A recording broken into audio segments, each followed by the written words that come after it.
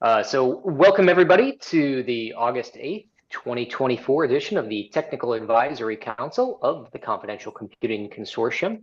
We are an open and collaborative community looking to advance the adoption of confidential computing and make the world a little harder place for the bad guys out there. Everybody's welcome, and if you haven't had a chance to introduce yourself to the community before, at least twice, coming up in a few slides we have a little placeholder for people to get acquainted with you. So please feel welcome to come off mute when we hit that point. As part of the Linux Foundation, or being organized within it, we abide by the antitrust policy that you see here. You can also go to linuxfoundation.org/antitrust-policy to read more about that. And this slide, I guess technically need to update because I forgot to write one thing on here about, we will have,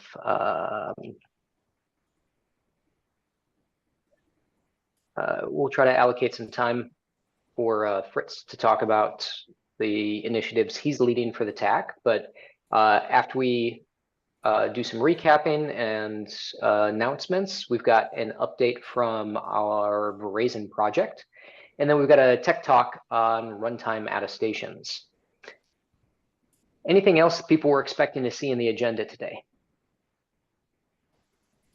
As I mentioned, I put in a single slide just on a beginning of new business on the attestation model, business models discussion.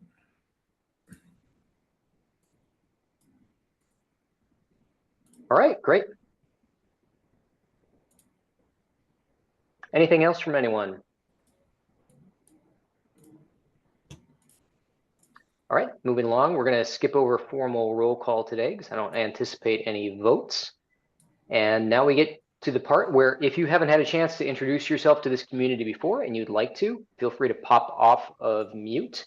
Let us know where you're joining from, how you like to be addressed, and importantly, what your interest is in confidential computing.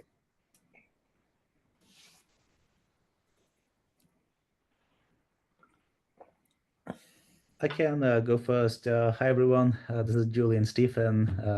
I'm part of IBM Research. I work out of Yorktown Heights, New York. We've been looking at using confidential computing as a way to secure AI models. And I've been involved with the CCC brand repositioning exercise for the last couple of weeks or maybe a month.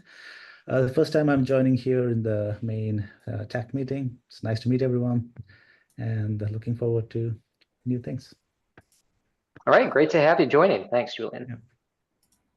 Yeah. I'll go next. My name is Dr. Wesley Peck. I work for a company called Inveri. So we were at the confidential computing conference a month ago or however long that happened to go. Met Mike Bursell there, and so joined today, and I'll be participating in the talk on runtime attestation as well. Fantastic. Glad to have you come in with the talk today. Thanks for joining. Stephen Smalley?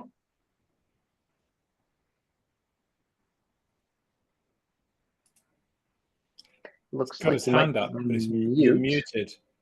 As I was going up the stair, I met a man who wasn't there.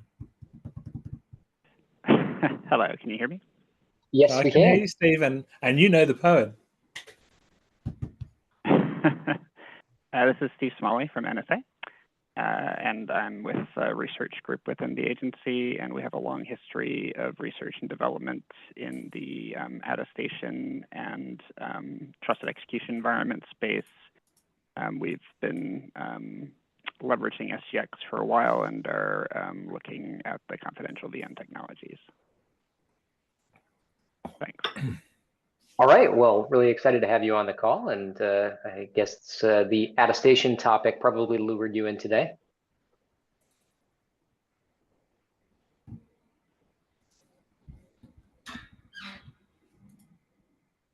Anybody else who would like to introduce themselves to the community?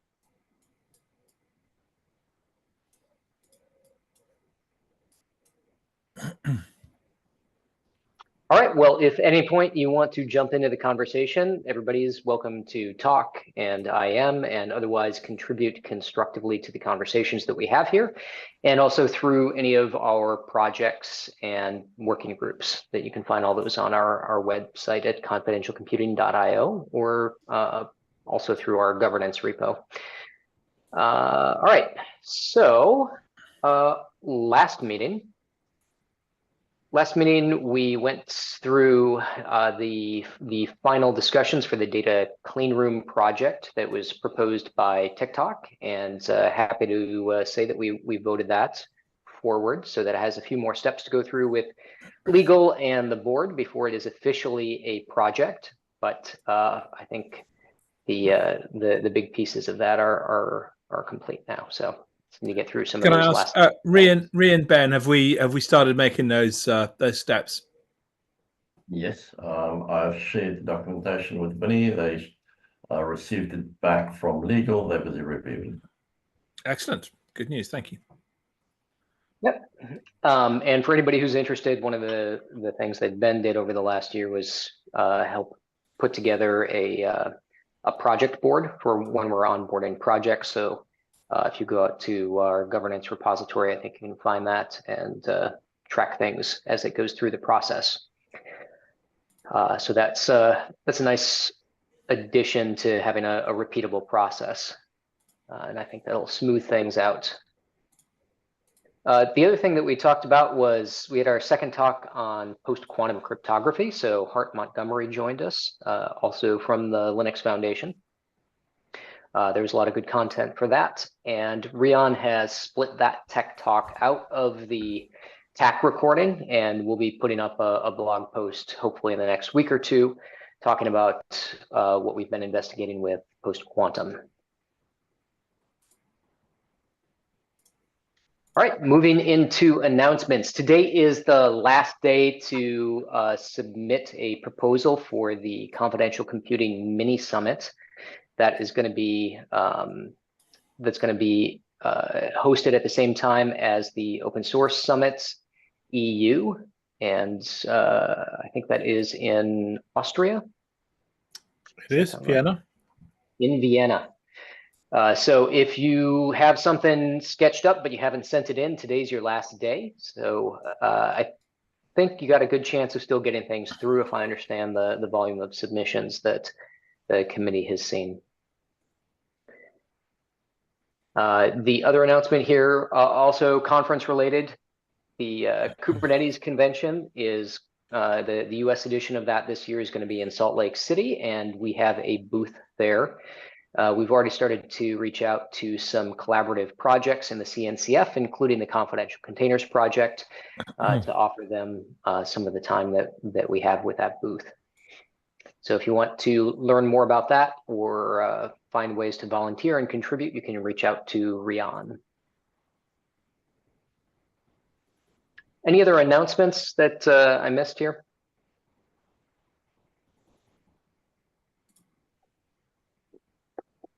Okay. And then we get to move into what is probably Mike's slide here. Yeah, it is. So just brief one, really. So I've been talking to a number of people within the CCC and outside it, in fact, recently, the last few months, about what the barriers are to widespread adoption of CC. And one of those is quite clearly attestation verification services or attestation services. And so I have been wanting to kick off a working group to discuss this, and as part of that I've created a document which is clearly not fit for purpose, and it was never going to be, but people have started looking at it, and we've already found lots of things wrong with it, which is absolutely fine.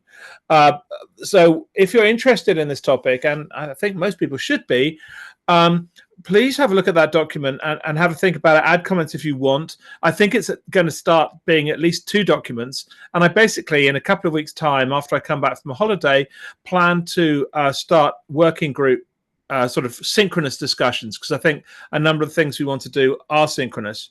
Some of that will probably end up in the in the attestation SIG, but a lot of it is absolutely not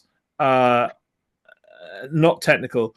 I think also we'll probably end up with some more terminology bits and pieces, because that's something we've been looking at for a while, and it sort of plays into this as well. So please do have a look. Put comments in. This is not going to be the final document. It probably will never appear in this form at all, but we are getting some very good discussion there. And I want to be clear, it's not a technically led document, but there are a number of technical things we need to iron out, and techies and technical input is very welcome. So I'll leave it there unless anyone has any questions, which I'm happy to try and address, of course. Maybe less a question for an immediate answer, but more for maybe when we come back in the next session. I'll be curious to understand the goals in like a concrete way, and a schedule associated with those goals, so that we can make sure that the effort that goes into this is something so would I, Dan. That would be a lovely thing. So the basic goals are, we want to be in a position where we can explain to the industry and the ecosystem what the benefits of running and operating an AVS are, and why you would want to connect to one. That's the kind of basic, but there's a whole bunch of things to do before we get there. Okay. Thank you. All righty. Thanks for that. And we are whipping right along here, and we have not had to make Simon or Thomas wait too long to get to. It looks like we have both on, so great. So it is time for the annual update for the Verizon project, and I will stop sharing, assuming that one of you would like to show some material.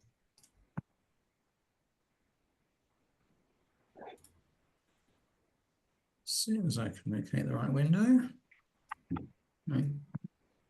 While he's getting that up, in the agenda announcements to the mail list, I linked to the formal thing that we do for these updates. So hopefully you've had a chance to, the TAC members out there have had a chance to review that, so we know the things that we normally want to get covered in these updates. But I think probably more important is just getting getting refreshed on where the project is, and thinking about how we can all contribute and make and as well as take advantage of it. Simon, we're seeing a bash or similar prompt. I'm not sure if that's what you intend to be showing. No, it's definitely not. That's not what I tried to share. Thank you, Zoom. Hang on.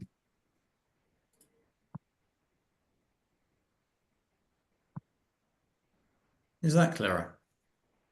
That seems more likely, yes. Okay, I swear that's the same window I just shared before, but anyway, that's more appropriate. Okay, I presume you can see and hear me, or see the slides. Project Verizon, for those of you not familiar, is a project which is designed to build attestation verification components. Verizon, you can squeeze verification of attestation into that name. It is, whilst it is CCC aligned, it is not restricted to confidential computing approach. It is designed as a cross-architecture, cross-deployment project, components relevant for a variety of things. So this is our second annual review. Going through the project submission deltas, where we are, no change from last year in our scope or outline. We have used some travel budget, thank you very much, CCC, to go and do some communication pieces to various conferences or meetings. We have all the core team are up to date with their open source community orientation training. We have our Open SSF best practices badge as now displayed on the front page of the project, and we believe sandbox level is still appropriate for the project. Just interrupt me by the way if there's any questions you need to go through. What is your missing 4%, Simon? Oh, it is the magic. I forget the name of it. The vulnerability naming piece.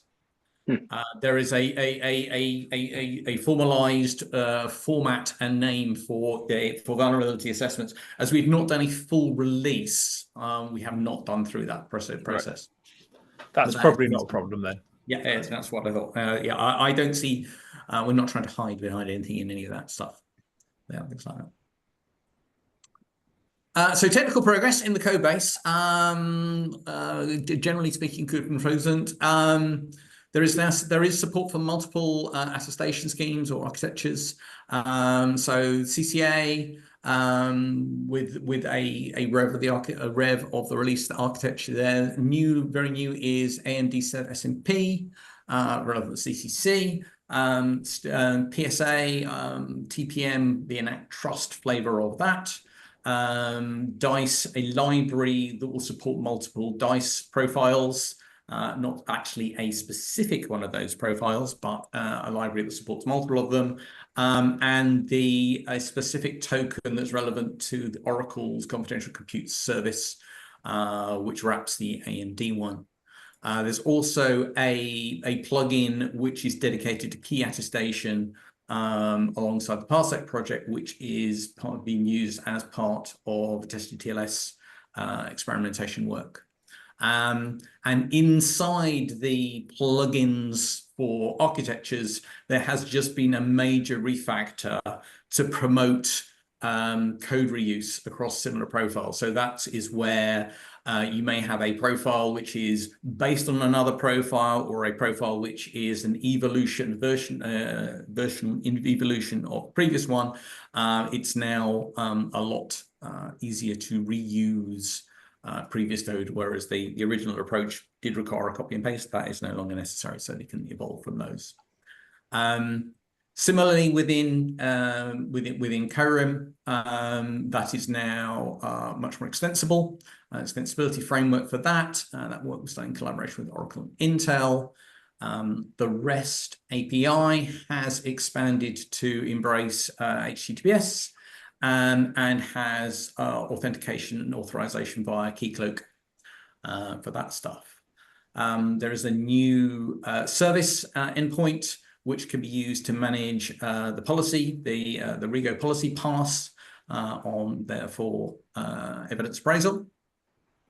The container deployment, which was there done before for demos, has progressed a little bit, partly in terms of usability and its capability. But in addition, there is now a new native deployment scripting because ironically, we found some people discovered that the containers were actually harder to use than they wanted, and the native deployment stuff makes it easier to integrate with other people's service deployments, stuff like that.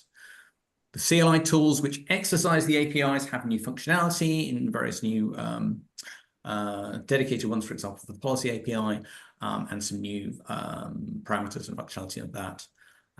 User documentation has had some passes based on feedback from people, in particular about deployments and getting up to speed with those.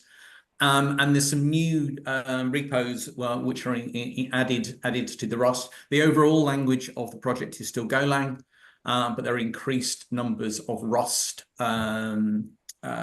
repos. So, for example, there is a standalone CCA token crate and an attestation result crate, as well as the ones that are built into the project standard things. The overall progress of the project is works on lightweight monthly tags, so that people can correlate any progress to anything they're taking from that. Question there? Standards is actually fairly straightforward. This is fairly similar to last year in terms of what we're talking about. We are still involved in, or core member teams are still involved in many of the standards groups. For anyone who's not, again, our philosophy, if you like, on the project is to try and track IETF, TCG, and actually, and some OCP standards work on the principle that it helps interop and it helps make what we do more relevant to other deployments. We can meet people halfway, and we have initial implementations for many of the standards work, especially in IETF wraps. GitHub stats, gorge yourselves on these things. Basically, we are seeing some nice improvements in contributors and from multiple organizations coming to join the project. The community is still split across the services pieces, which is the general pieces that are to go together towards the process of verification and support for service deployment and a lot of the tooling. CORIM, which is all about the standard for how you get data from a supply chain to a verifier, that has an overlapped but separate community. And the GoCoze community, which is we host because the original Mozilla hosting was stalled there and things like that. Good repos, good stats across the repo. 174 PRs merged in the last year, and 72 issues closed across the different across the ones we have. 103 staff and 68 folders, whatever that's. Take that as you mean, as you way across things like that. So I think generally showing some healthy progress. Community, we do. Can I comment Yep. on the previous one? So I'm really pleased to see these stats, and I'd love to see them whenever we do this for any projects, particularly to see the individual contributors and the organizations that split across. So I think it's a great way of.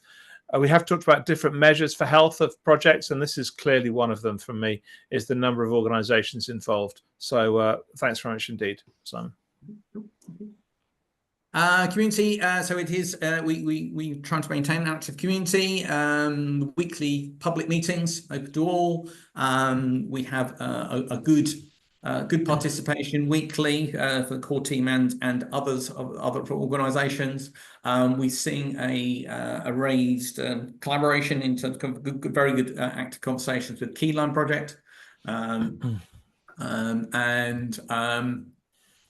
The biggest news compared to last year is that we're actually seeing active services deployments in preparation. So people taking the conversion code base and using it to build services. Those are not live yet, but they are in preparation. So both Oracle and Siemens have talked to us about this. And also contributions coming back to the project from some of those collaborators, and not just the core team producing things like that. We've also seen use of the code base in academic projects. IISec, which is a security group in Japan, built an interesting integration for Opti attestation. And there are components in use in the confidential containers project and in OpenOiler. And we believe that some of the CORIM tooling is in active use because we had a couple of issues come in that asked for requests, so we believe that that's in use by faculty. We have done some conference presentations just describing the project and some sort of specific things about how to extend it. So you mentioned the CORIM tooling being in active use, and you've had some support queries. Do you have a support and bug tracking and specifically security vulnerability procedure, and is that working? Anything like that? You should be. We have multiple contact points, so we maintain a Zulip messaging presence. Which is fully advertised. We have a mailing list for more confidential contacts, which would also work for the security situation. Things like that has not been used for that context. So we've not had any security escalations. Cool.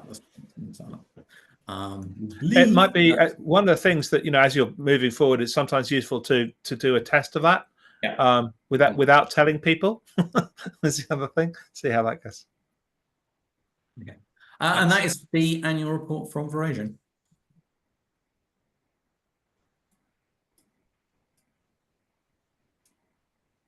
All right, that was good.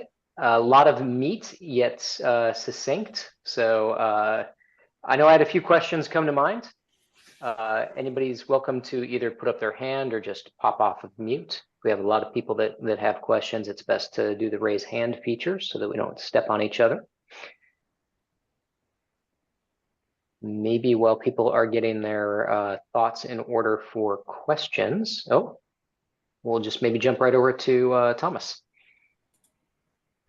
Just wanted to say, add one bit to Simon's excellent presentation, which is that at Linaro, we host a deployment of the Verizon services, which is a public endpoint that can be used to verify ARM CCA evidence.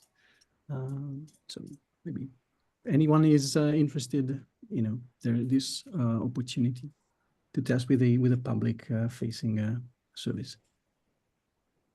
That's cool. It's always good to see some actual proof points sitting out there that people can access. Stephen. Yes. Is AMD or Intel engaging with your project in support of attestation services? You mentioned that you have support for SEV SNP, but are you seeing much engagement from them in terms of contributing and participating in the use of your project? So the AMD SEV work was contributed by Oracle, not by AMD. Intel are active contributors in the CORIM area. We haven't seen much overlap in the other communities. We have good links with AMD, so we have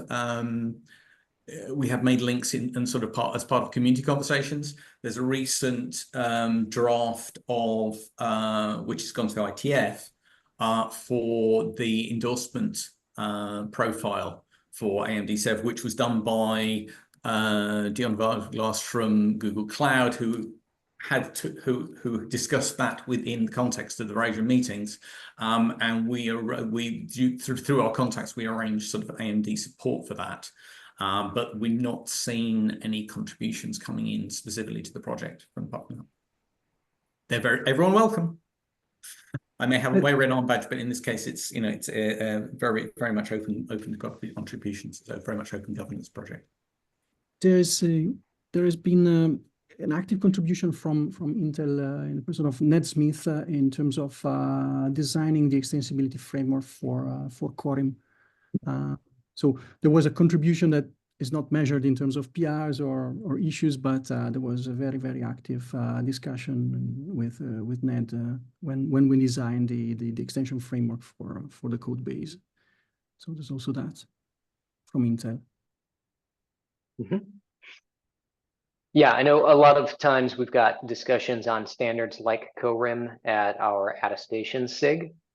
And so I think there ends up being maybe some indirect contribution as far as getting everybody aligned. And we might end up with some different software implementations where one company might be contributing to one project and not necessarily to Verizon, or maybe in the future to Verizon. But I think CORIM is a good example of a standard that we all kind of got to know through these discussions in the attestation SIG and are seeing some more adoption of.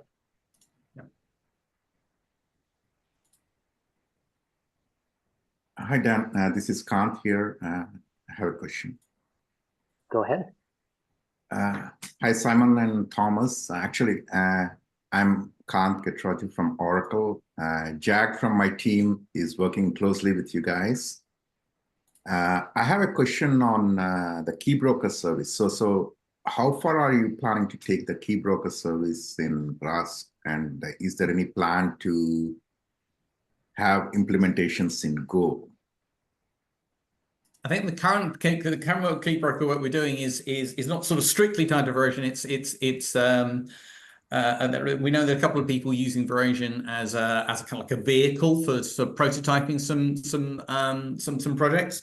The key broker work that exists is designed purely for sort of like a end-to-end attestation demos in confidential compute, as in stand up something in a T, interact with it to get an attestation report, and use that to release a key. So it's more about a showing protocol interactions rather than it being a practical implementation of a key broker. So I think it's so it's not designed to have any sort of storage or particular extra sort of security backends or something like that. So at the moment, I think that's just intended to be Rust. So is there any, like, for example, Intel already has a key broker service, I think, like in their project one I have seen. Are there any integration? But of course, their integration is done fully with Intel Trust Authority. Are there any plans to see if we could use that to productize Verizon? Because that would make it a complete solution, right? Like without. Could do. I mean, it's sort of, this is one of those ones where it sort of extends the remit a little bit, because I can absolutely, it's a classic pattern to use use attestation to do key release, but strictly speaking, that's not in the remit of the project, because it's all about sort of the interaction to do the verification and return the results as part of that interaction.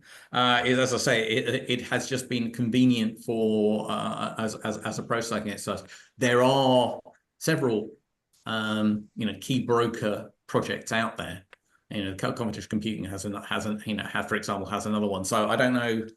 And the reason for standing one up as a friend, the engineer who was doing that work in Verizon was such that it didn't want to build any assumptions into deployments, which perhaps the more fully featured projects have. This was very much a how you can stand up something that's lightweight for interaction modeling.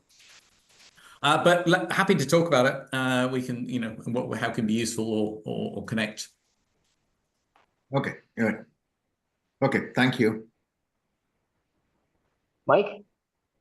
Yeah, on that, that sounds like exactly the sort of use case that we might want to add to the attestation business models document. There's a whole bunch of ways you can use attestation and verification services and tools that they can bring to the table and capabilities, and I think that would be a good one to consider adding. So if someone who feels in a position to do so wants to look at that document and add that as, I think it'll be the 12th possible capability, that would, I think, be very helpful. Thank you. Yeah, that should definitely be in there. I know we've got that use case in VerTE, which is maybe kind of a reflection of an implementation that's over in CNCF Cocoa, and the one that Kent just mentioned from Intel, as well as the demo version in Verizon. So yeah, key release is a pretty important one. I've got a couple, let's call them governance questions. So you mentioned the security badge. Which repository would I go look at to see that? Go to the front page. It's on the front page of GitHub. If you go to the link that's on the screen, at the bottom of the README, there's a link to the badge. There you should see the badge. Well, it was there yesterday, and if you click on the badge, it should take you to the badge app website. And okay, if this doesn't work, because then I'll try and fix it. I'm just skimming it, and I see it's at the very bottom there. Okay. Right. Yeah. If we wanted to direct some potential contributors or adopters, probably more from the developer perspective, what's the first repository that that we should send them to? Because I see you've got 28 repositories, you've got 3 of them pinned. So maybe the services one is the main one, or The service one is the main one. There is actually, again, on the front page, there is a repo guide. Okay.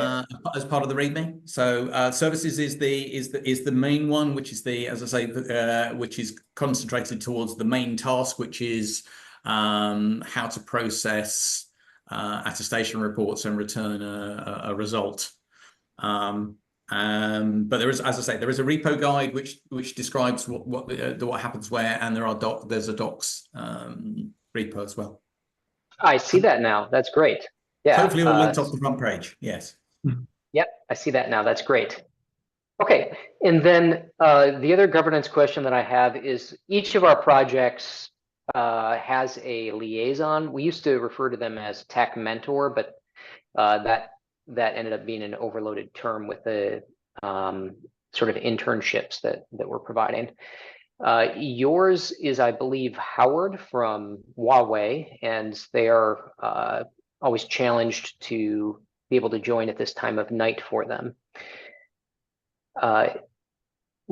Could you say what level of engagement you have with your liaison and what level of engagement you would like to have?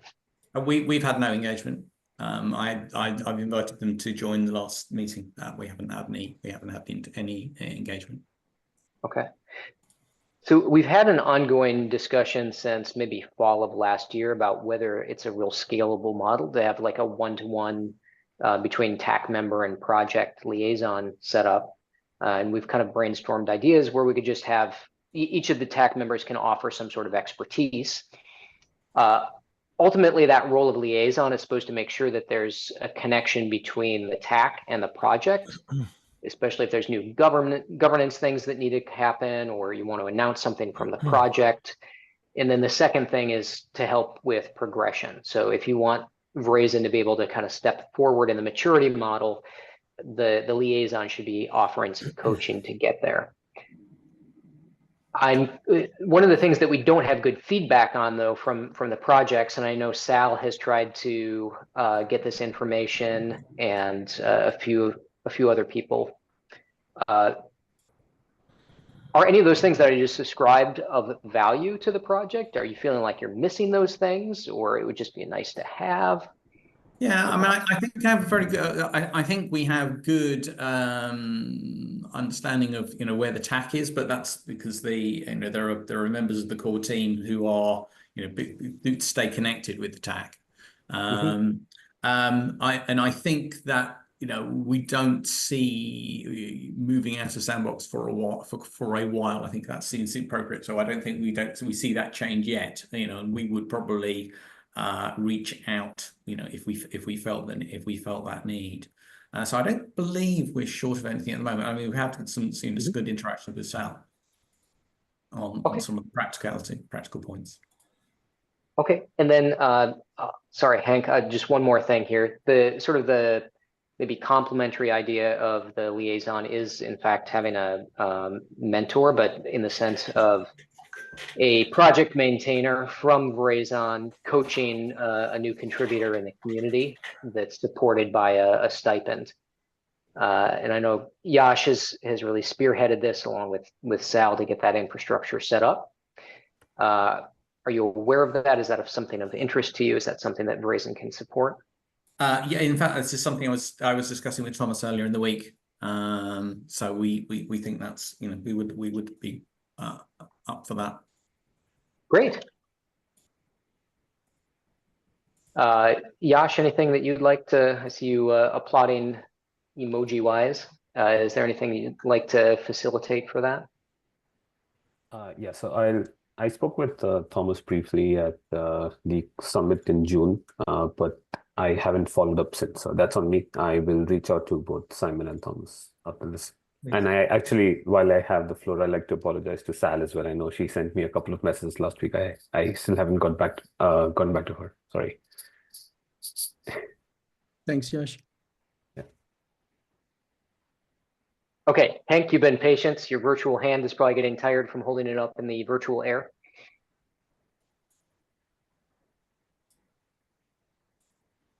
You may have even wandered off to get coffee at this point.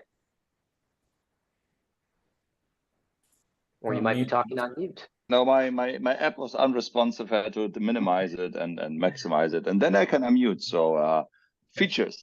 You said attestation report. I don't know what that is.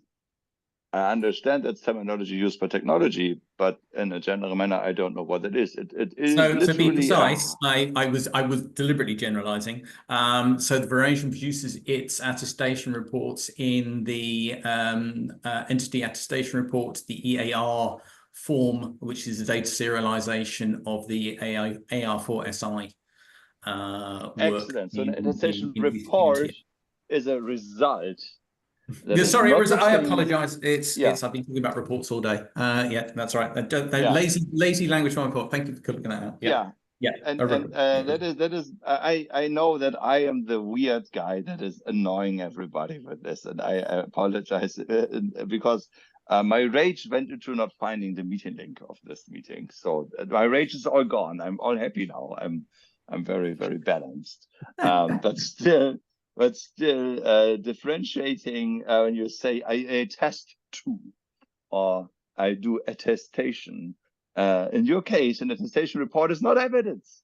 It's the attestation result. And I think I distinguish the report, which will be a bundle of evidence from the result. Which, yes, I apologize for any misspeaking on that. That was not an intention. Yeah. Not an issue, but we just delved into the later topic, I assume, and I'm now sensitive to the topic. But it's fine. No, okay. Very sensible. Yeah. Well, we will release Simon from the attestation pillory later this year. Any other questions for the Verizon project? Okay, well, great update. It's a fantastic project for us to have at the CCC, very central to what we do. And I encourage everybody, if you haven't gone out to the repo and look for a way that you can contribute, I'm sure there's a number of issues, and it's always helpful just to have somebody test things and create an issue that hasn't been logged yet. So feel free to do that. Great, thanks all. Thank you, Simon and Thomas.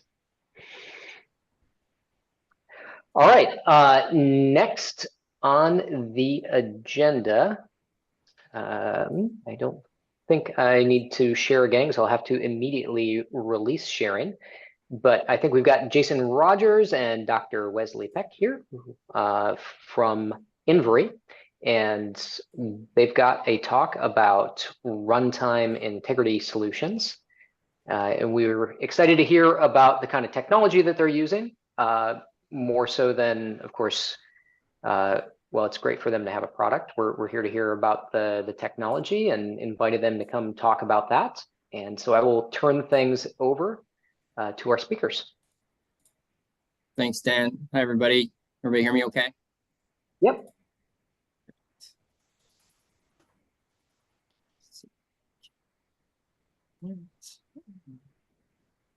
All right. Can you guys see my screen okay? Yep. I can. Very good. So I'm Jason Rogers. I'm the CEO of Invery, and with me is Dr. Wesley Peck, our CTO. At our heart, Invery provides runtime integrity solutions centered around the OS. And we're going to go into a little bit depth of what we do with the OS and then how we expand from that. But first, a bit of background. It's good to have Stephen here.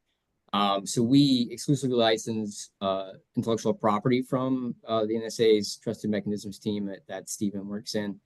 And we have a creator research agreement with that team as well in that space. And then we're also somewhat associated with the University of Kansas, and Dr. Perry Alexander is a Trusted Mechanisms researcher. They have a lab called I2S, and you're going to hear us talk a little bit about what they're doing in the lab and kind of how we're gluing pieces together of different ideas to kind of take some of these concepts forward. We serve folks across the federal and commercial landscape. So, who are we working with, just to give you a general idea of that. But it's our background. It's always great to have Stephen here. He can always correct us when we say something about the technology that they invented incorrectly. So for this, I'm going to hand this off to Dr. Peck, and then I'll jump in later when we get outside the OS a bit. So Wes, you want to take over here? Yeah, sure. Can you drive the slides for me? Cool. Go to the next one. So runtime integrity, especially of the operating system, is really the way we look at it is really picking up where Secure Boot left off. So Secure Boot, I'm sure you guys are all familiar with trusted platform modules and all of that stuff. But Secure Boot's a way to get your machine booted up in a way where you can verify that all of the software that you expected to run before boot and up to including at boot all happened in sequence and correctly, right? And so you end up at the state where your machine's booted and now it's running. But then from then on, we know nothing about the state of the operating system, right? So what we're really trying to do is take that integrity that we have from boot time and extend it forward in runtime in a reasonable way, right? So there's not something that we can do perfectly like Secure Boot. So Secure Boot can verify every byte is the exact byte that we expected it to be, but at runtime, we can't quite be that good, but we can be still very good. And so what we're doing here is just there's lots of ways to determine when you want to take a measurement, right? So you can trigger measurements off of events or off of time or off of any other thing you want to come up with. This is just showing a time-based one where I'm just going to say every period, go ahead and take a measurement and send that up and verify that measurement is correct. So really trying to extend this Secure Boot mentality out is the takeaway from this slide. Do you want to go to the next one, Jason? So why start with the OS? It's kind of, I think you guys probably in this environment know the answer to this question, but the OS is central to everything else that is happening in the user space, right? So it's central to performing attestations. It's central to the security of your operating system. It is central to all of the security products that are out there essentially are relying on the OS to feed them correct information. So if the OS is compromised, then you have a lot of trust issues in that environment. And then that second bullet point is there's a lot of assumed trust in the OS out in the industry right now. So most EDR solutions, XDR solutions, antivirus solutions, everything out there really assumes that the OS is feeding them trusted data, right? And so we really want to make sure and verify that that the OS remains trustworthy at runtime, not just from boot, but continuously throughout the operation of that computer. And yeah, I think I covered that third bullet point. If you want to go on to the next slide, Jason. So what we do and kind of how we're different than some of the other solutions that have been out there, some of the other technologies that have been out there. A lot of traditional security products look through event streams. So they look through this fire hose of data and try to find indicators of compromise, indicators of attack, some sort of indicator that somebody bad has accessed the system either currently or in the past. And then they try to analyze that data and figure out what happened. So in various runtime integrity stuff, our technology doesn't look at events. It doesn't look at what's happening, but it measures and verifies using attestation technologies, the operating system itself. So we peek into the OS, we grab a bunch of both static and dynamic data. So the kernel has a bunch of static data like text sections and statically allocated data, read-only data, that sort of thing. But then it also allocates a bunch of dynamic data structures very rapidly, as a matter of fact. So we measure all that stuff. And then we have a verification process that tells us whether that stuff is expected or unexpected. So we have a couple analogies we use here. One is the scale. So we don't have to know exactly what's in the haystack. We can just know that there's something there that I didn't expect. Or the constellation analogy we have on the right there is, I don't have to know exactly every single thing that makes up the entire universe in terms of stars, but I can identify constellations within that star system and say, I know that this constellation should be this area and it should look like this, right? And so I can measure important pieces of things without having to measure the entire thing. And that's kind of at the heart of runtime integrity. I can go measure important pieces of the operating system without having to measure every single state transition that happens in the OS, just because that's happening obviously so frequently that it's just impossible to do. Do you want to go to the next slide?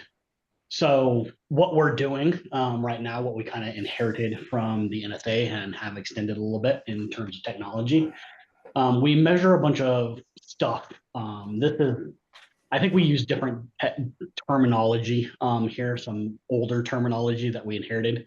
I think you guys are probably in the RATS architecture at least calling baselining reference values. But that's really what our baseline is. It's a reference value of what an operating system is supposed to look like. So we go out in a trusted, clean room, golden environment, run an operating system, measure that operating system, and form a baseline from it. So this thing goes out and it measures text sections, it measures NOPS tables, which were pieces of static data the kernel uses to, the Linux kernel uses to do code modification at runtime. Function pointers, jump tables, task gates are kind of an older thing in the Linux kernel that's not really used in modern kernels anymore. But we measure all of these pieces of the operating system kernel that are important in terms of security. So we go measure every data structure involved in the virtual file system, for instance.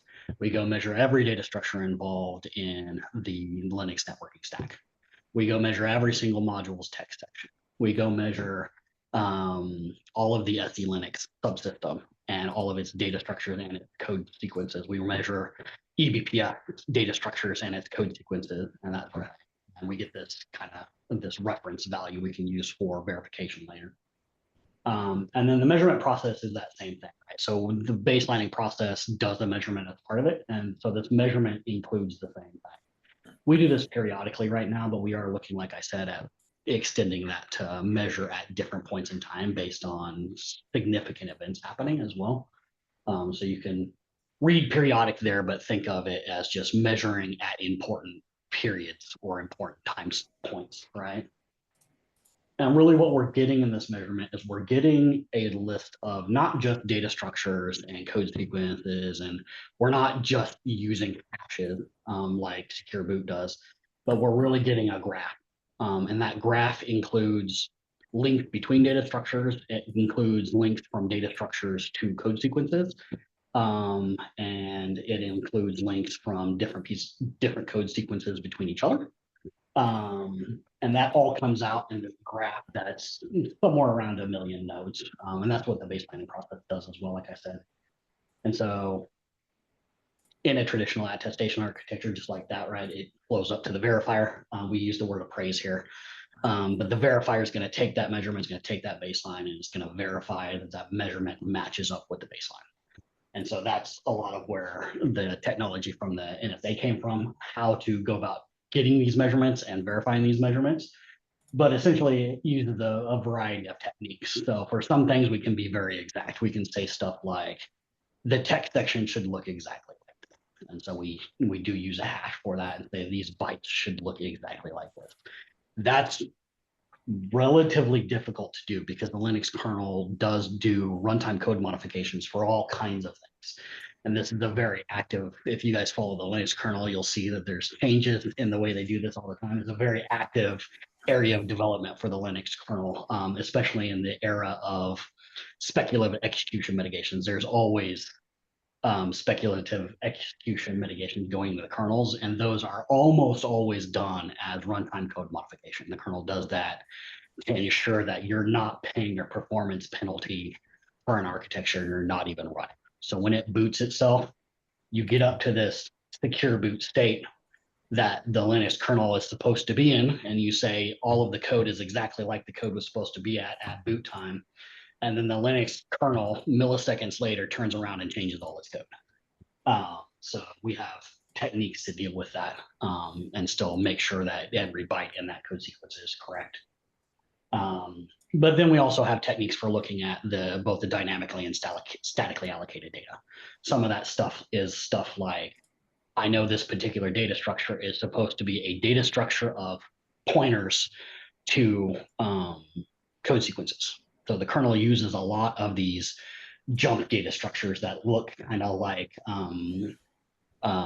virtual method tables in a C++ like programming language, where it's just a data structure that has pointers out to code that tell the kernel what to call when certain things happen. So like a file systems operations data structure is just a bunch of pointers out to VFS code. And for ext4 file system, it's supposed to point at ext4 functions. For BetterFS file system, is supposed to point at BetterFS functions. And so we go verify that this is a file system data structure. Have I seen that one before? Yeah, I have seen that one before. So it is in the kernel. And also, are all these pointers pointing to pieces of the code that they're supposed to point at? So this is going through the measurement. And I said it's a graph that has a bunch of shapes in it. It's going through the measurement, picking a root node and verifying that that node in the graph has the correct shape. So we do that in a bunch of places for a bunch of different kind of data. Hey, Wes, looks like we got a question. So Hank, if you want to go ahead.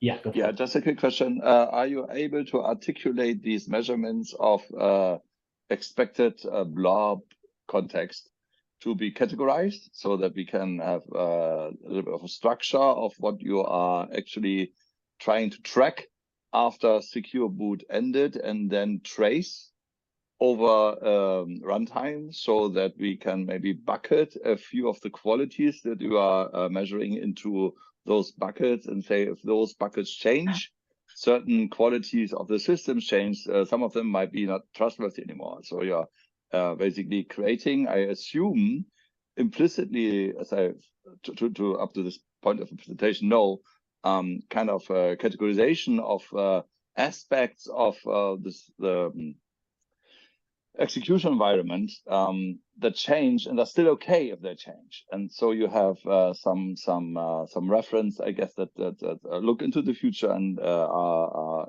providing guidance on how to appraise future states after secure boot. Also, are you able to, or are you planning to, or are you doing categorization of these features? Yeah, that's definitely something we've talked about. So we have some categorization stuff, like, right, I just talked about, like, we look in and peer into the virtual file system. And so we know when we go through this appraisal process and we find a violation, that this violation is this kind of data structure, right? We know it's a file system underscore operations data structure, or it's an inode, or it's one of these other dozens and dozens of data structure that are involved in the virtual file system. And so we do know that this area of the kernel, this virtual file system area of the kernel, has been compromised. Now, pinning it down and saying this exactly is what's wrong, that's where you get into incident response. And so a lot of times what we gather is a measurement, and we do a verification of that measurement. We say it's good or not. But as part of the not, if it's not in a state where it has integrity, we do report, I found this exact data structure at this exact address. It's pointing to these exact code sequences, and these things are all wrong. And here's where in memory you should go look with a digital forensics type tool, right? And so we have talked to some digital forensics type companies as well into how do we start integrating their stuff more directly to kind of gather up, I think, some of the stuff you're talking about. How do I categorize these?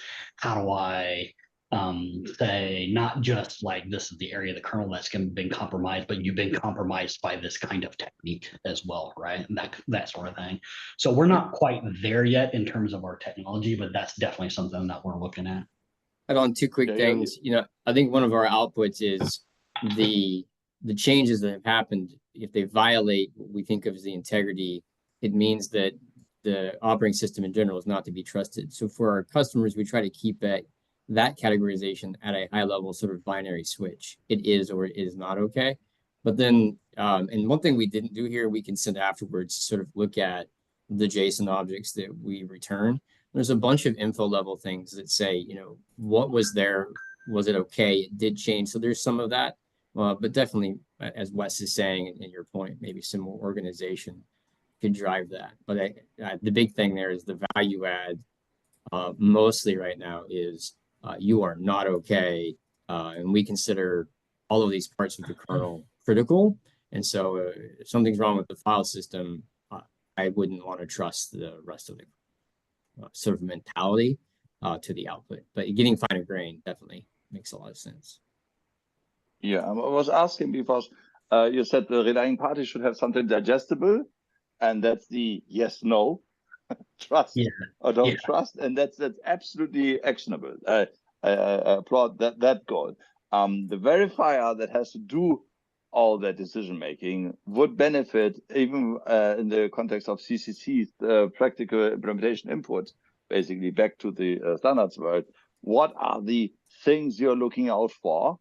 Because I think it has been mentioned before, our 4Z is currently focusing on the confidentiality capabilities of the thing, but nothing beyond that. That's still secure boot data, basically, right? So what you're doing is doing the good work and attempting to attack entropy and carve out pieces that you can categorize and then appraise over time. And I think that's super valuable. First of all, not only to get a yes and no in the end, but yes, this is okay, but that wasn't okay. Is that still okay for you? More complex relying parties, of course, will be super happy to have a little bit of insight that is abstracted. And this abstraction, I think, about what's not okay and what's okay is this categorization I was hinting at. And I'm absolutely okay with you doing it. That looks like a great endeavor. If one of the potential outputs could be like we can bucket this so the verifier can offload that problem to a specific handler in the appraisal process, so it can appraise that aspect of the evidence over runtime as a continuous input of evidence, that would be really great. And I again am very positive to what you're just highlighting here. I just want to say, skipping ahead a little bit, long-term goal, it helps. You're stealing some of the next thoughts too. That's great. Thank you. Kent, question real quick. Yeah, so I've seen a tool very similar to this. It used to be called Alkim from Johns Hopkins. Is this anywhere related to that? This is that. This is that. So the NSA originated that IP implementation by Johns Hopkins, and then we have that license and have re-implemented it into our version. Perfect. Good catch. I always like it when somebody's familiar with Alkim. So Stephen on the call is responsible earlier, and so that's why when I was looking at it, like it used to be called Alkim, and I just wanted to confirm you're using the same thing or something different. Okay. Yeah. There's been you and a few others, but we figured as a name for the marketing in the community, Alkim maybe wouldn't translate, but yeah, happy to follow up to afterwards and kind of take you through the transition of all that stuff. But that's exactly what this is. Okay. There's another question. Oh, I have a question. Yes. So I'm not sure I understood this correctly, but do you measure the data that was created dynamically during the OS runtime, but doesn't change over time? Or do you also measure some data that also changes over time? Yeah, we measure both. So we measure both static and dynamic data, and that dynamic data is changing over time. So for instance, we measure kernel lists of things all the time. So there's lots of kernel pinkly linked lists that the kernel maintains for stuff like, here's all the modules I know about, and here's all the inodes, and there's stuff like trees, like the task tree, that are constantly changing and stuff like that. So we're going and measuring static data dynamic data that doesn't change, that's kind of allocated at startup, but then doesn't change from there, but also data that is very rapidly changing as well. Then in that case, let's say I am creating a new file. That means a new inode is added to the file system. Yep. Right. Then what should be the reference values when we measure the attestation? Yeah, so that's an interesting question for sure. So that's really specifically why we look at shapes rather than just individual reference values. So in the case of things that are rapidly changing, like inodes, what we're really doing for verifying is we're verifying that that thing points down to something that is eventually static, and that that static thing is something I've seen in the past. So for example, that inode will have a pointer out to a file system's operations data structure, and that file system's operations data structure will have pointers out that point out to the ext4 file system code, for instance. And so we're following those pointers in the graph and saying this inode points to a file system operations data structure. I've seen that one before, and its pointers are pointing out to these code sections in memory. And I've seen those pointers before, and I've also seen that code before. So we're kind of verifying entire shapes as reference values rather than just individual items. I still didn't get the part. So the status of OS image runtime, OS kernel status changes over time, and accordingly, the measurement values will be changed together. Yeah. Then we should have a multiple version of the reference values for a single confidential virtual machine. I think, Wes, maybe the tech section example might be interesting here. The high level summary of that, sorry, trying to break down a complicated task into different segments, is as the kernel changes at runtime, there's sometimes where you can validate those changes over time have happened for legitimate reasons based on the intent of the kernel. There are other things where it's changing, and the way that it's changed doesn't indicate that it's been tampered with. The last example that Wes gave was around a file system hasn't changed its shape, even though it might have changed its activity. But the text section change at runtime is an example of one of those things where we can trace back to how it changed its state and why, and verify that state change was also okay. I don't know, Wes, if that makes sense, if you want to expand on that. Yeah, well, maybe before we let you expand on that, I just want to kind of level set for everybody. And one of the reasons that we have these tech talks is so that we can have good open exchange of ideas, of new technologies, new ways to work with confidential computing or related security technologies. When we've got something that's proprietary or patented, that's a little bit less productive for us to discuss, because it's not something that we can maybe equally collaborate on. So insofar as I think what we've been talking about in its entirety is patented, we might want to kind of move the conversation along to things that we can collaborate on. Yeah, for sure. Okay. So Sense. I think we talked about all the rest of that stuff just in the questions, if you want to skip forward. Yeah, can do that. And kind of getting to Dan's point, one of the things that we're looking at is, of course, extending these concepts of runtime. And we can talk more if anybody's interested about the other aspects, but extending other concepts at runtime. And so for us, it's working on attestation of TEE. So we did a joint project with AMD at the Confidential Computing Summit. And then we're also starting to look at what it means to do integrity verification of eBPF and that layer. But again, back to Dan's point, the thing that's interesting here, I think, for this group is as we look at our customers making decisions about multiple attestations, and we also go and look at, like I was mentioning earlier, it's great talk on Verizon. The walkthroughs are great. You know, we're learning about that and Verti, and there's a few others in here I'm going to mention. One of the things that we look at is how can we create something that we see our customers would want to use to make a decision around multiple attestations. So the NSA, so Stephen and team have open sourced a project called MOT. I'm going to call it a reference architecture. It has the concepts of rats in it. It's I think meant for education and research.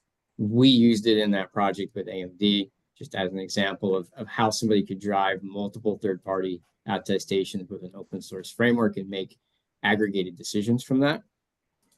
And obviously, I've looked at Verizon, Verti, Oak. The last one here on the list for the group that might be interesting is something called Maestro. It is based out of the University of Kansas. That link there is the open source link. It's attempting also to do the same thing. Everybody kind of comes at it with a different vent. Maestro is very academic and research oriented. So it's about formal proofs and formal verifications of different attestation methods and their interactions. So from an academic perspective, it's very interesting. Both Mott and Maestro use the Copeland language that helps describe the attestation process. What is it that I'm asking? What is it that I expect? So Copeland in general, if you haven't heard of it, is an interesting read in and of itself. And I think where our focus is going as a company and partnership and research, and one of the reasons we joined the CCC is we would like to have an open source multiple attestation manager that includes concepts at runtime. That might be adding to Verizon and Verti and others. It might be something else I don't think know yet, at least from a very perspective.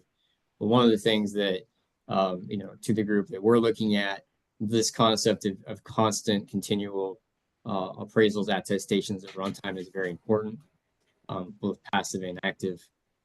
Making sure that we have and understand the history of attestations. So we boot up and we're doing a bunch of things at runtime. And I think a little bit to the point made earlier, knowing what's been changing in the environment and why and what the results of those attestations were is very helpful in making security decisions.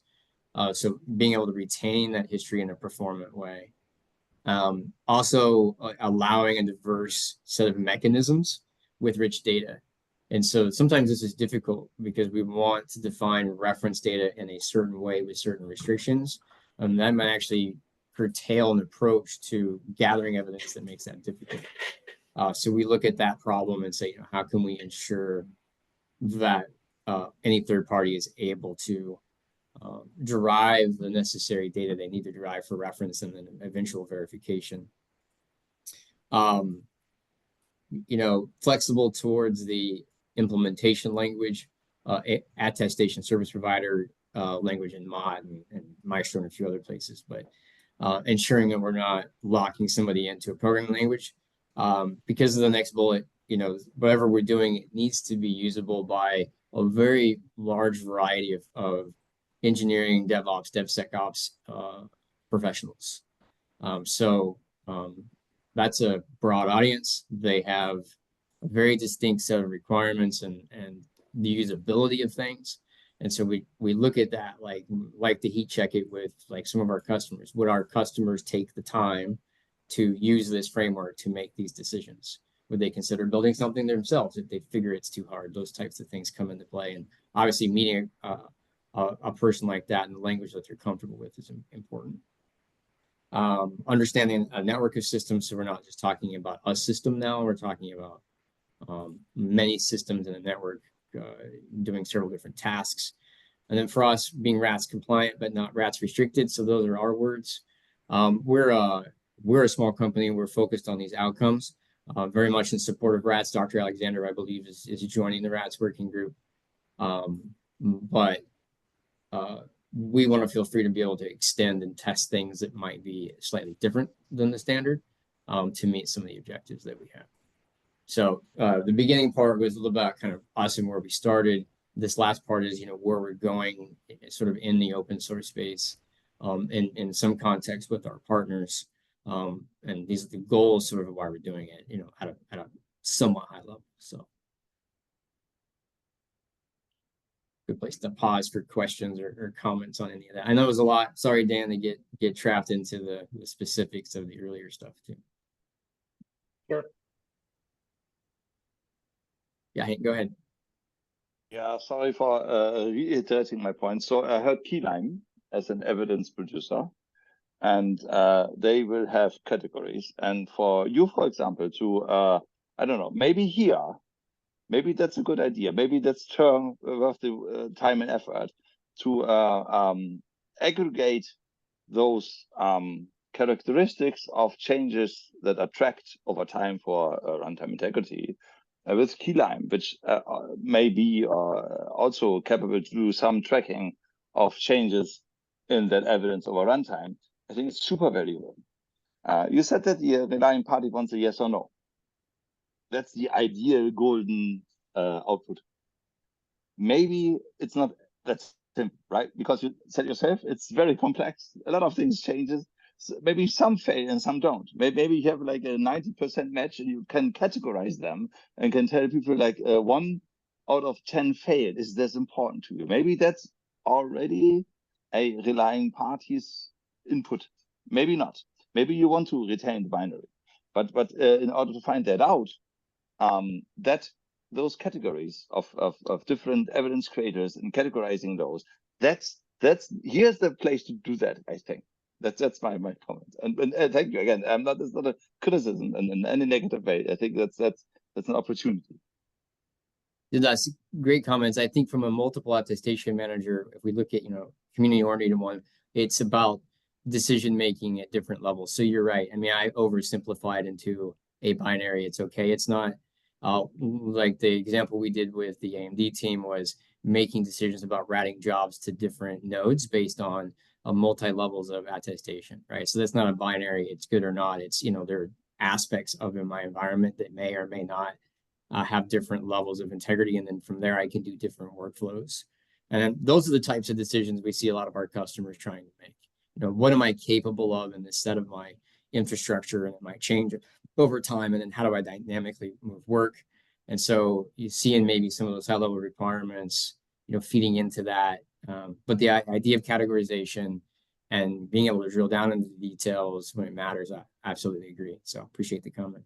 I would also say that there's a lot of stakeholders in any widely used open source project, right? And so each stakeholder is going to want a different thing. But there are a lot of times out there where the answer does come down to a yes or no, right? And so being able to probably in a flexible way, but in a reliable way, drive to a yes or no answer is an important thing in a lot of situations, right? In a lot of situations, you're driving towards I am or I am not going to give data to this external entity. And you have to drive it to a yes or no, right? And so that's an important thing to have in there, even if you have more flexibility to drill down into details when you need to. Yeah, exactly. So because the yes and no depends on the verifier service you're using, assuming a very flexible global ideal interoperability, now you can ask any verifier in the world, so to speak, that you can discover for this task to appraise you, the evidence. Maybe it's able to even for you to forward it. So now one verifier would result in a yes and one would result in a no. It's very important that the decision basis is comparable, and so that the policy of the specific verifier might have been the tipping on the scales here. So it's important to, I think, both give this yes and no for parties that already trust the verifier and don't care anymore. That's super simple. That's straightforward. That's how effective product works. But if you have a choice in the verifier, and in the end, then you also want to have your yes, so to speak. And not a no, because you don't know the verifier. Maybe some policies that is weird and exotic inhibits you from receiving a yes. And so that's the problem we try to avoid in the first place here. so that the verifiers can have a common understanding. And I think that's very important. I think it's the next step, agreed. But I wanted just to plant that thought very thoroughly. No, it's great. I think conversation to have for sure. And I do think that auditing around decisions is important in these scenarios as well, right? You can't just say yes or no, but you have to say, I said yes for these reasons, and make that available to any consumer to view afterwards. And especially in a no case, why I said no to this request, and have that history and audit there. Okay, thank you very much. Okay.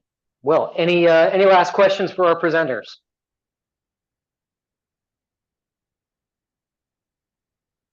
I have one.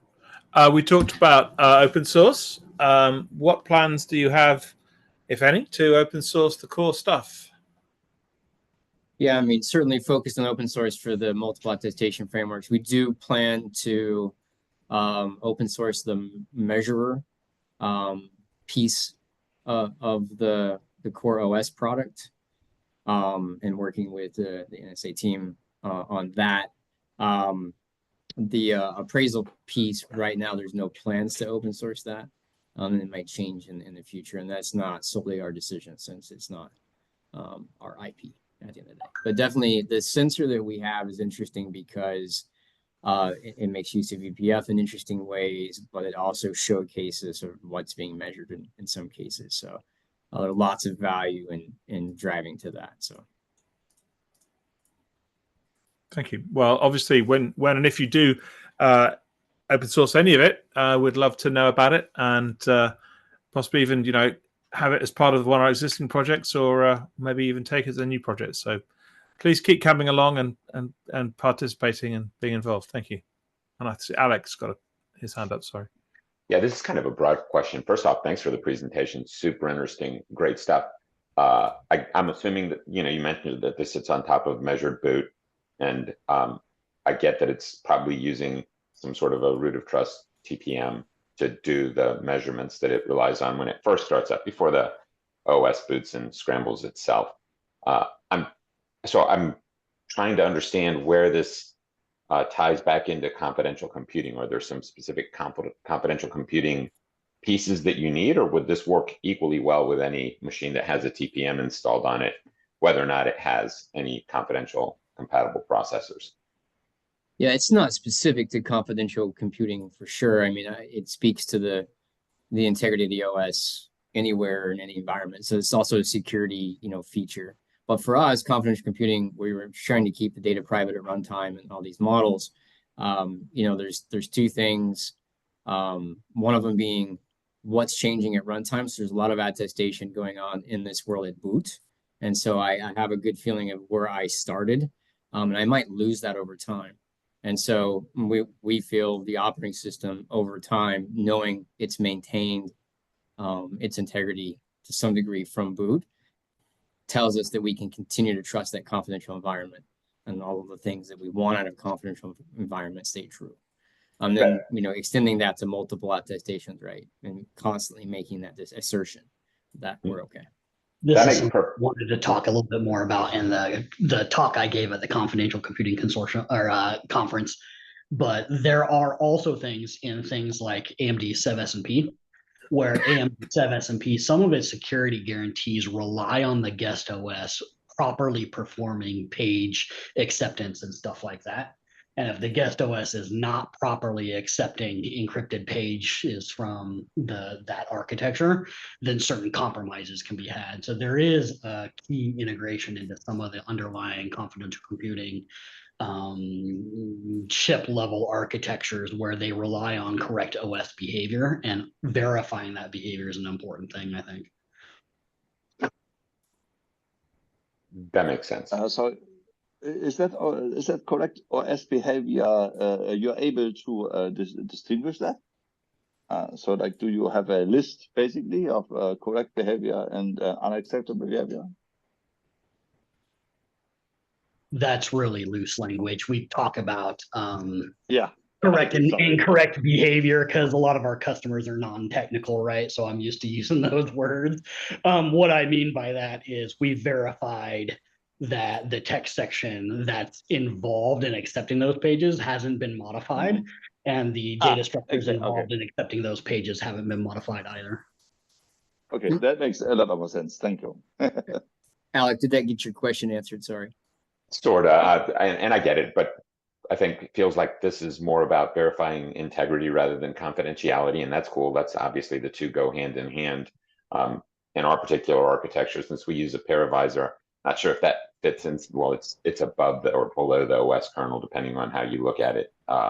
So I just need to think a little bit and read a little bit and figure out how this might apply to systems that have a paravisor that sits below the OS and is intercepting calls. You are measuring starting at the kernel and going up from there to the application layer. Do I have that right? Yeah, and also down once we know we can trust the OS. A lot of times when you're asking is the chip okay, you're asking like a kernel module in AMD 7 and PK. So to know we can trust that and start with the OS. By the way, that what you're just asking, I know we're probably pushing up on time. I think it's a great discussion, to have somewhere in this group, which is our perspective is that confidentiality means that my runtime environment continues to be trusted. So where does it, you mentioned the relationship between confidentiality and integrity. And, I guess I would say I believe that it's a strong one. And, there's loose ones. There's also different architectures, kind of what I hear you saying, and maybe a need for different types of measures at runtime, depending on the architecture, which I think is a great discussion. But for me, I think it's about what should be happening constantly or at some frequency at runtime.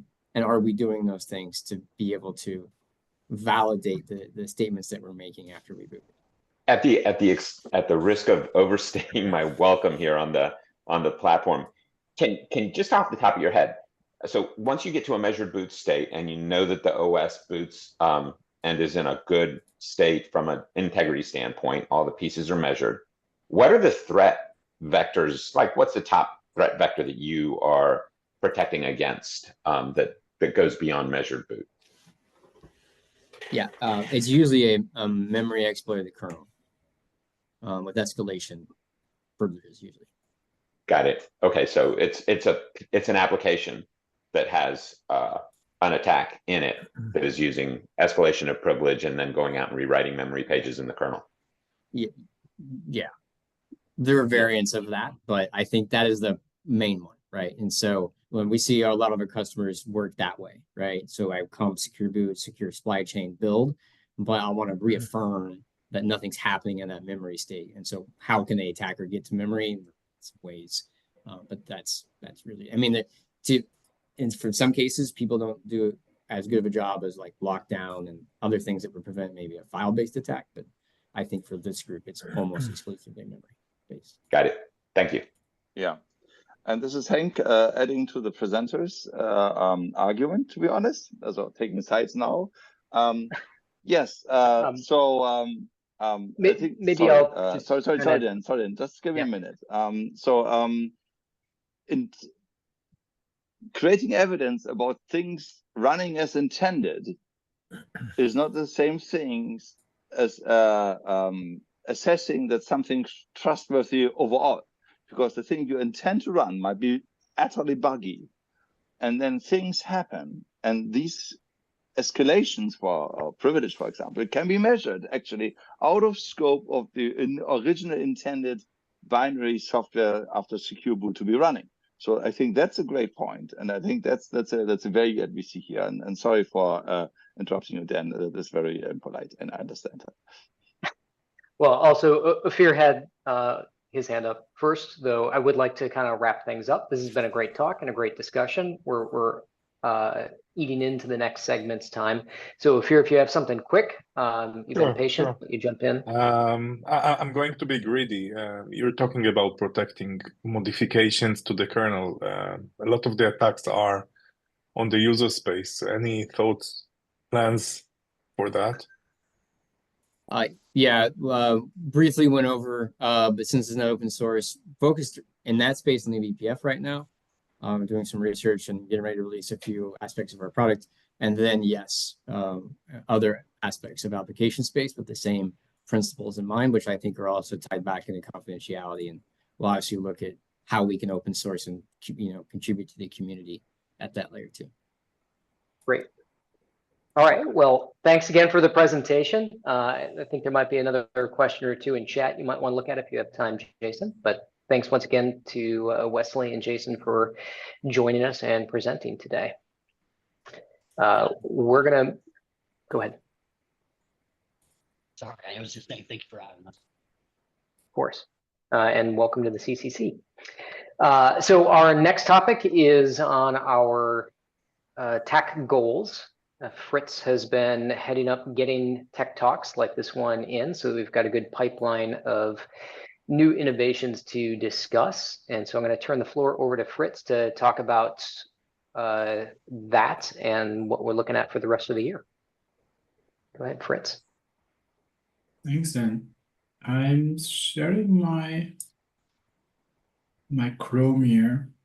Does it properly work? I'm not used to. Oh, now I see what all of you mean. I always was hating Zoom We're seeing sharing. something. Is it not? Am I on microphone not on? Yeah, Is it we're not? seeing it. We're seeing it. Ah, you see something. Okay, sorry. All right. So there we go. Right. So Dan, do you want to give your regular pitch on these objectives, or should I try to give my best shot at it before we dive into the specific one? Feel free to run with it. Go ahead. So please correct me when I say wrong things here, but because these were defined before I joined myself to the CCC. But every year we do define these OKRs and these objectives, what we want to achieve in the year.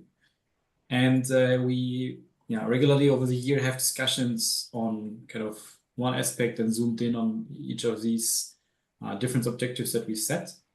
And the one I tried to kind of bring forward, or the one that I committed myself to over the last, let's say a few months, is the academic outreach. And so the objective reads, we engage with academia and encourage and publicize CC research and study.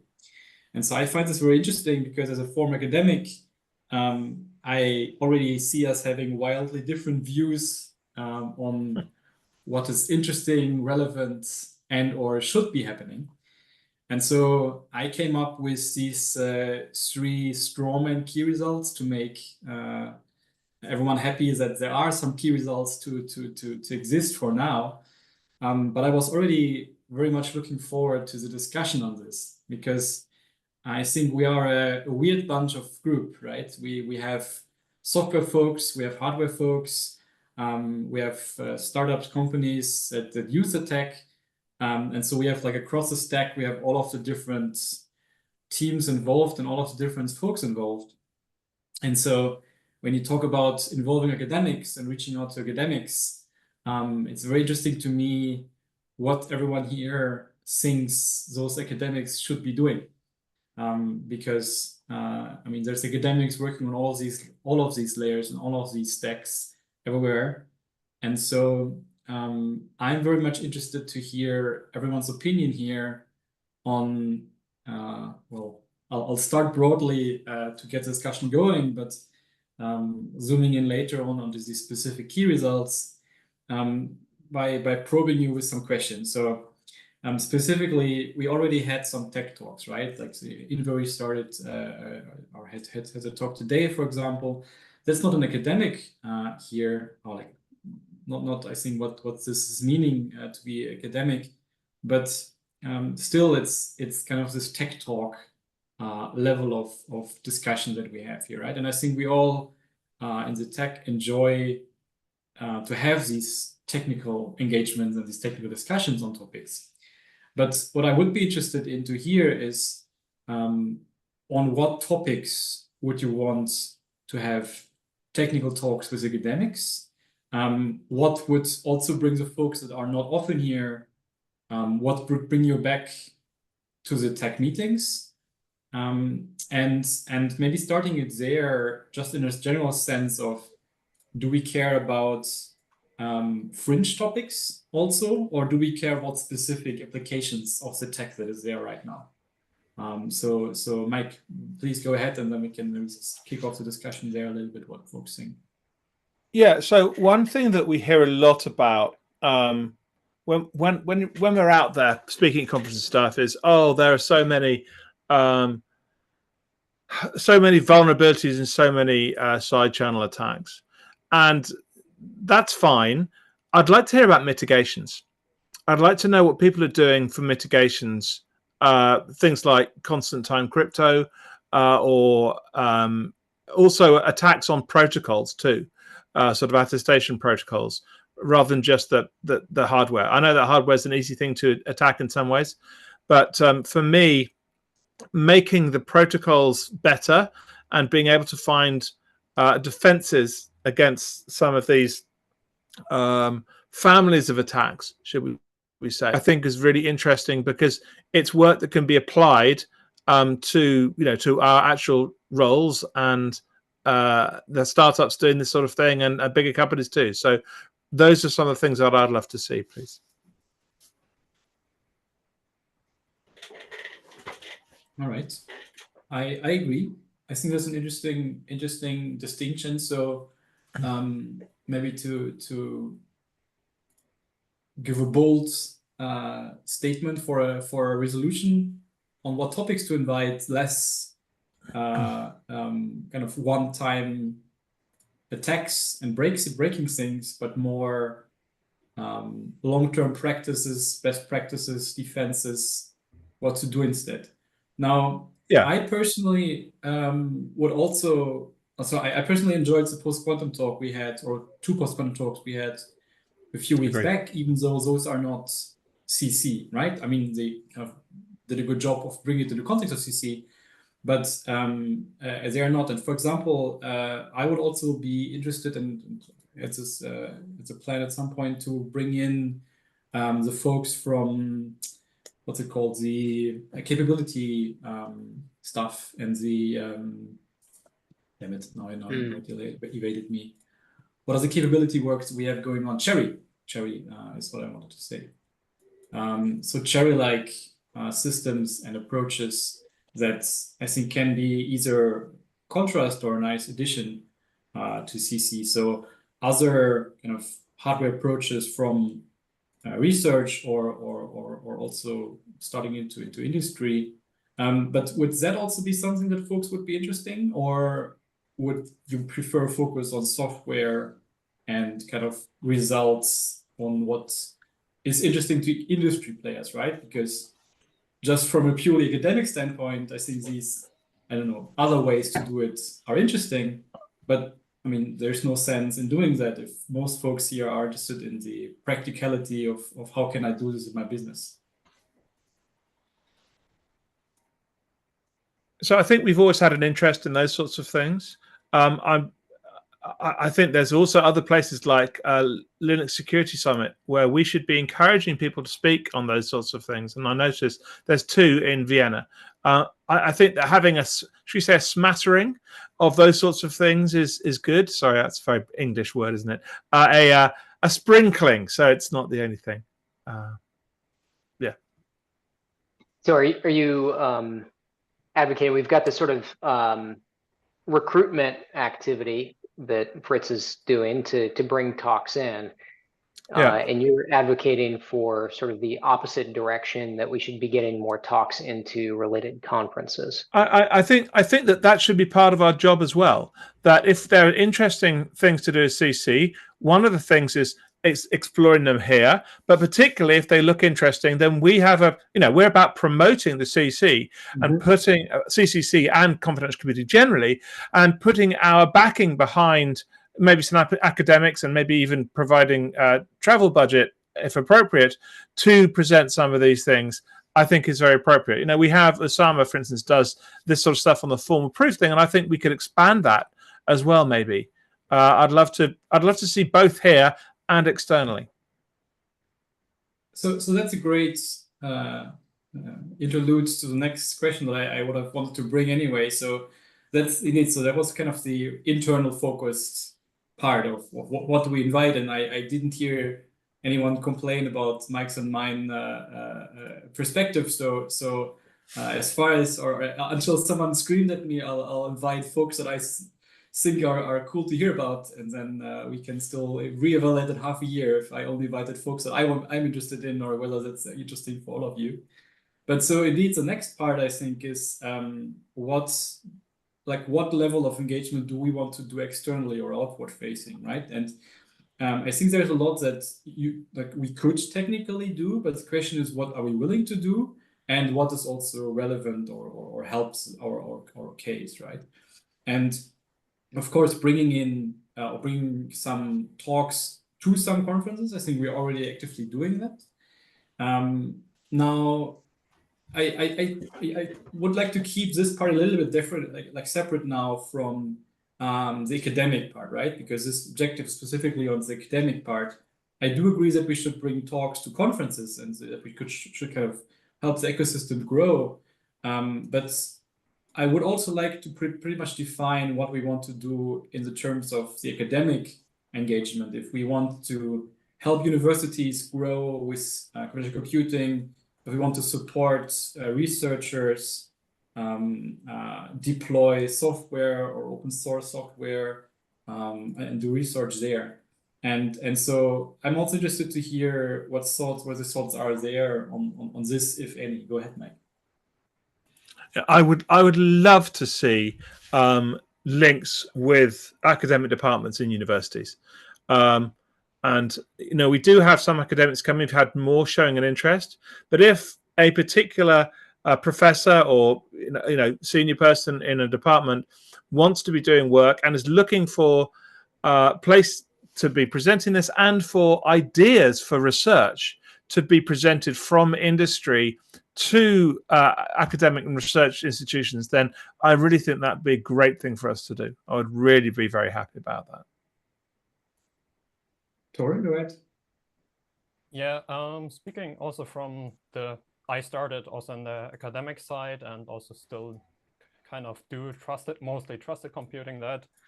I think it's very valuable if we can find a place where all the different partners can connect, from academia to hardware, because if you want to do confidential computing, you need to have hardware, to the people that actually working on those projects.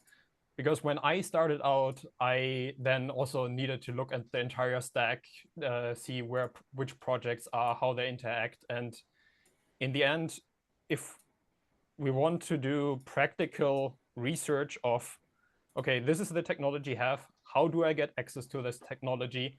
What is the software stack that I can use on there? What ideas are coming out of this? And to who do I actually talk to if I have problems? It can be the small projects or also bigger projects involved in the space, but I think the CCC can also be the space where we have more of this generalized discussion on what research topics are currently interesting, what technologies needs to be used from the hardware and from the software side. So I think being the platform where everybody connects, because we see most people here from all fields except only like a few from academia. We have a problem, or we will have a problem, which is the same problem we have getting mentors, which is that people have to step up. And I'd love to see Office. Sorry, did you have your hand up before me? I didn't see it. Please. No, it's a new one. You become too polite. Okay, sorry. And I think that there is absolutely a place for particularly larger organizations who have their own research groups to bring those folks in and work. But I don't want to overpromise, because unless we can identify people up front who are going to be ready to help, whether it's setting up environments or providing research supervision, whatever, we could overcommit, and that would be bad for us and bad for the people we're working with.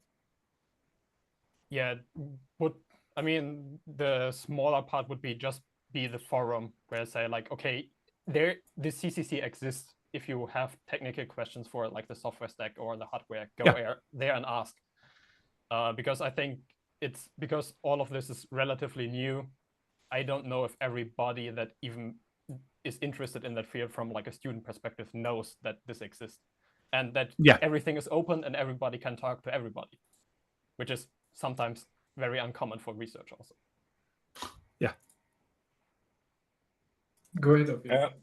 I think that overall, all of the discussions in this forum are amazing. What I'm finding missing is in a way, the hardware providers, and Intel, AMD, ARM, others, that we don't see them here enough from my point of view, even understanding what the status of When will we have those technologies? For example, TDX, what's the status with being available? When there is a vulnerability that is published about the hardware, sometimes it's very hard for us to find what are the mitigations from the vendors. And I would add to that also the cloud service providers, because it's a combination. In many cases, it's a combination of what the Intels and the AMDs and others are providing in the case of vulnerability and what the cloud service providers are mitigating out of those mitigations or activities. So what I'm missing here is those players. Maybe only ARM is an active player in those meetings. So I think, and then feel free to fill in my butchered view on the antitrust part. As I read the antitrust policy of the CCC, we cannot or should not talk about company features and products that are still to be released, right? And so this can also, this is to me also very blurry line to always like adhere to, right? And I can see others also feeling the same way, that we don't want to discuss future products that are coming in, future, I don't know, CSP features that may be released soon. And so I think that is why many of the discussions stick to current open sourced solutions. While you do have, I think in the kernel SIG, for example, discussions and collaborations going on to bring features into the kernel and to upstream things and to help these features. But so I do not think that in this forum as CCC or as under the Linux Foundation, we do want to or cannot provide kind of this level of openness about what's coming in, what we have, and what will the future bring, right? Because that's exactly what we shouldn't do, as far as my understanding goes.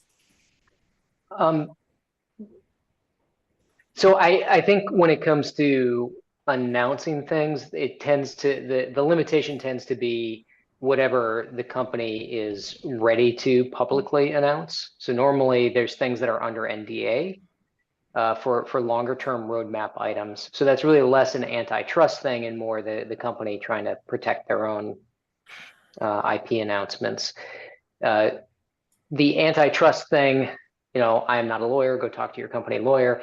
It tends to be more about we can never discuss things like pricing or markets, that sort of business oriented stuff. But we should be able to talk about publicly announced features. And so like Alec, for example, has dropped into the chat that there is the public preview for TDX on Azure. And I know that SED is available on Azure. And if we have Google still on, Google also has public previews of the different TEEs. So we can absolutely talk about that more. So it's good feedback to hear from Ophir that you're not hearing enough from the vendors. And so I just want to clarify, we are in connection with all of the vendors, but I think that this industry is very agile and rapid, and there are things that are post-release even, and we are not discussing them here. Okay. Laughing at the chat here. So yeah, may I just respond to that a bit?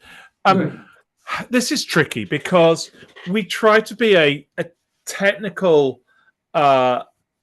advisory council, and advisory is an important word here, right? And we try to avoid product pitches, whether that's for new members or existing members. And when we put things on the resources page of the website, we try again to avoid direct product pitches. If there's sort of news that someone's picked up about a product, we're kind of fine with that. And I'm not sure how. I think the question of whether we should be having a kind of news feed of the latest CC related products and services is a very interesting one. and I think it's one that we should probably take to the governing board, because there's probably enough stuff out there to keep such a feed plausible, but we try to be kind of neutral on these things, and the bigger companies are going to swamp the smaller ones just because they have the bandwidth and the marketing groups to do this. So I'm not saying it can't be done. I'm not sure the TAC is the place to do that unless there's technically new things that the TAC thinks is relevant. So that's just a brief response to that, Vicky. It's not a no. It's a we should think quite carefully about this. I will say that we have heard from the RISC-V people on like features and roadmaps. I think that's been good and appropriate technical education. There's no reason not to hear, I would think, from the other architectures as well, just so long as they don't turn into like product pitches and stuff like that. Yeah. Well, as long as the other Silicon folks are entirely open source, that shouldn't be a problem, right? Sorry. Everybody's trying to get me fired today. No, we're not. We love you, Dan. Catherine, go ahead. Catherine? I have a different kind of suggestion or question about academic involvement.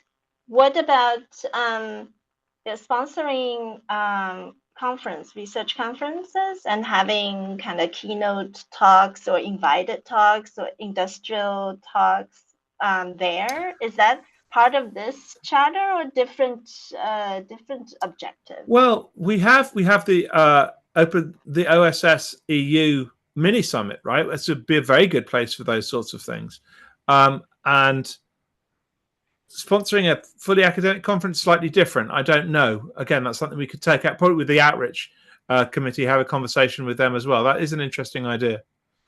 Google want to put the money forward. That's we're happy to talk to it you goes about over the budget that we have, right? And you see multiple companies already sponsoring these conferences, looking at the top security conferences at least. But so as far as I'm aware, that is beyond the few K budget or 2K budget also that I would also feel comfortable putting money on. I think this thought, and I wanted to use the last 5 minutes to go into that direction again. Goes in the right direction, right? It doesn't have to be a full sponsoring, right? We can also, I don't know, have a stand or I don't know, have ice cream or whatever, right? It's like let's say a relatively low effort monetarily wise, as long as there's, as others have said it before, commitment from us in terms of human power, right? We need some folks that are willing to go there, do the thing, and provide it. Yeah. So that's also what I wanted to figure out, if there's interest and engagement with academics. I mean, I'm happy, and I also keep going to academic conferences the next year, but just wanted to kind of see what others are doing, and if there's some folks interested in keeping this topics that we want to pursue.